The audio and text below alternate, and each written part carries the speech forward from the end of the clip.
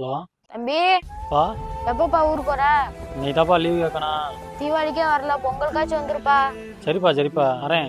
சச்சிரவா சரிப்பா. நாளே வாங்க தம்பி. பொங்கலுக்கு ஒரு 4 நாள் லீவ். எது 4 நாள் லீவ் வேணுமா? இல்லை முதலாளி, தீபாவளி கூட ஊருக்கு போல. 4 நாளா லீவ் கிடையாது. பொங்கலுக்கு முத நாள் நீ ஊருக்கு போயிட்டு பொங்க வச்சு சாமி கும்பிட்டு நீ மதியானம் இங்க இருக்கணும். நீ மட்டும் வேலைக்கு வரல, நீ கேட்டு உன் தங்கச்சி கல்யாணத்துக்கு போனா அது கிடைக்காது. இல்லை முதலாளி, போய் குடும்பத்தை பார்த்த உடனே வந்துடுறேன். சரி போ, போய் வேலையை பாரு.